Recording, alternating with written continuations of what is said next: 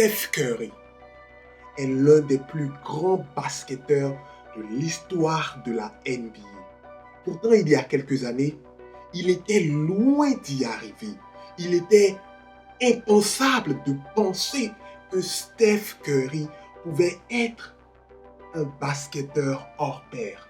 Mais ce que l'on ne sait pas de Steph Curry et des basketteurs ou encore des athlètes en général, c'est qu'il possède un mental d'acier.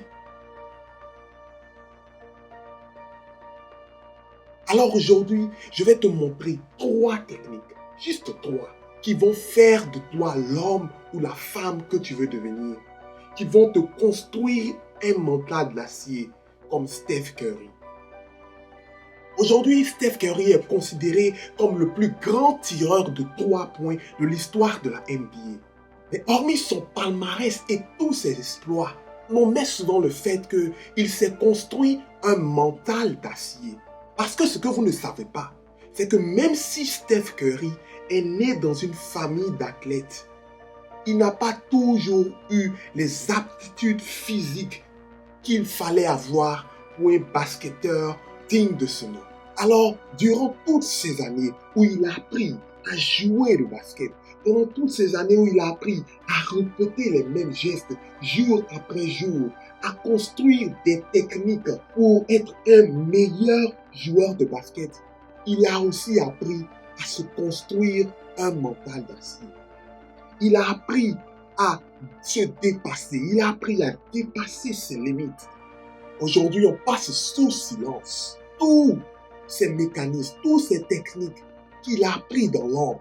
Et on ne voit de lui que le meilleur Steph Curry. On ne voit de lui que celui qui tire les baskets à 3 points. Le meilleur. Waouh! Tout le monde s'étonne.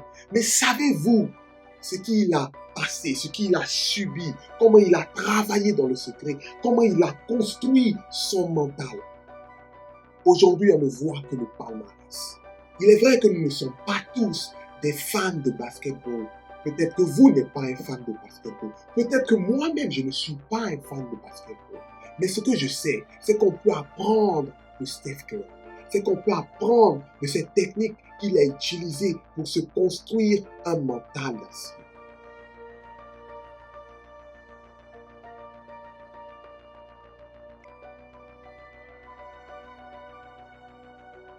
Dans la famille Curry, tout le monde est athlète. Alors Steph Curry va décider de faire comme son père, de jouer au basket. Alors depuis sa tendre enfance, il commence à développer des techniques déjà.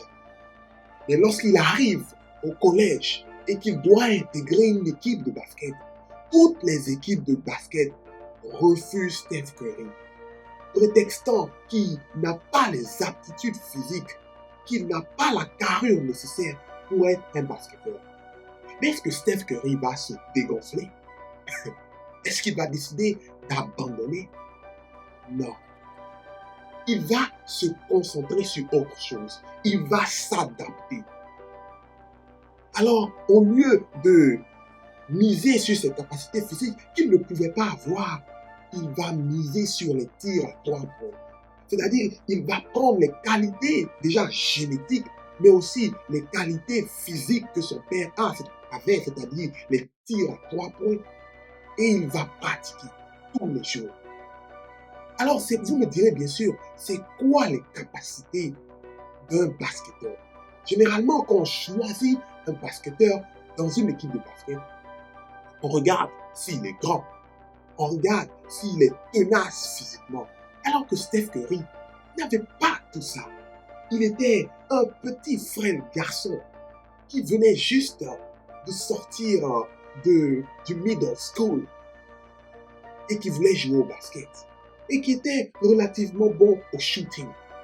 Mais non, les recruteurs ne cherchaient pas cela. Ils cherchaient quelqu'un qui avait les capacités physiques. Alors Steph Curry va dire, vous ne pouvez pas me décourager. Moi, je vais m'adapter. Alors, il ne s'est pas attardé sur ses défauts physiques, mais il s'est attardé sur ses qualités.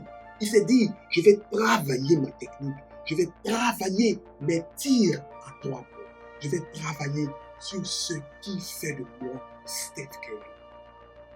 Il a cette capacité d'adaptation. Il va aussi travailler sur sa rapidité. Donc, eux, ils travaillent sur ces tirs à 3 points. Jour et nuit, ils répètent la même chose. Ils tirent. Et ensuite, il va travailler sur ses dribbles et sur ça. C'est ça la capacité d'adaptation. Être prêt à essayer de nouvelles choses. Être prêt à aller au-delà des défauts que les gens voient en vous pour vous concentrer sur vos aptitudes, pour vous concentrer sur vos qualités. Vous voyez, même la nature nous donne des exemples d'adaptabilité. Vous connaissez certainement le caméléon. Alors si vous connaissez le caméléon, vous saurez que le caméléon est passé maître dans l'art de s'adapter. On a cette fausse conception de croire que le caméléon s'adapte juste à son environnement ou à la couleur de son environnement. Mais non. En fait, ce que le caméléon fait, il s'adapte lorsqu'il y a un danger. Oui, le caméléon s'adapte lorsqu'il est en danger, lorsqu'il y a un défi. Est-ce que vous êtes prêt à faire de même? Est-ce que vous êtes prêt à vous adapter lorsque les défis viennent à vous? Est-ce que vous êtes prêt à changer de cadre? Est-ce que vous êtes prêt à travailler sur vos qualités? Parce que c'est ça qui va vous donner un mental d'acier. La deuxième des choses, pour avoir un mental d'acier, c'est de pratiquer la visualisation. Non, je ne suis pas un cours de sorcellerie. Pratiquer la visualisation, c'est tout simplement mettre par écrit ce que vous voulez accomplir dans la vie. Et Steph Curry le dit lui-même dans cette vidéo. Le truc, en fait, c'est de visualiser où est-ce que tu veux être dans la vie et ce que tu veux accomplir.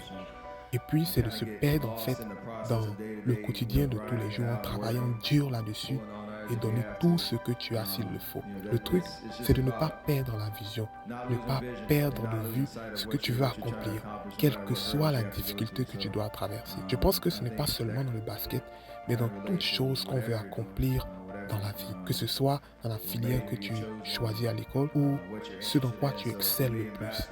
En ce qui me concerne, dans le basket, c'est surtout simplement écrire ma vision, la mettre sur le mur, quelque part où je peux le voir et se perdre dans le processus en travaillant dur tous les jours, en devenant meilleur tous les jours. C'est surtout poser des questions à ceux qui nous ont dévancés, se nourrir de leur expérience et surtout de surclasser ses adversaires. Pratiquer la visualisation, en fait, comme Steph Curry le dit ici, c'est se projeter dans la vie. Vous voyez souvent, il suffit de fermer les yeux et d'imaginer ce que vous voulez devenir et d'imaginer ce que vous voulez accomplir dans la vie, comment vous voulez réussir dans la vie. Souvent, imaginez la somme d'argent que vous voulez, mais la visualisation est un élément puissant dans votre réussite. Visualisation vous rend plus fort mentalement.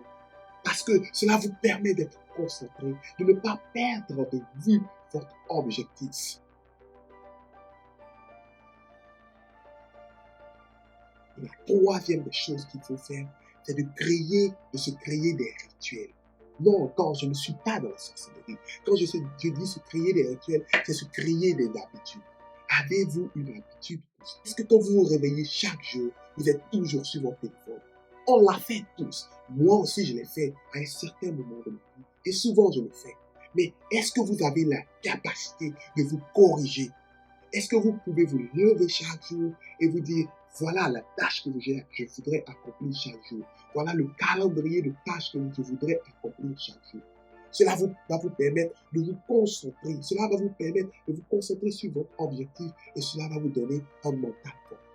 Les grands hommes de ce monde ont des habitudes quotidiennes, ont des rituels qu'ils accomplissent tous les jours. Ce n'est pas une question de talent ou de capacité.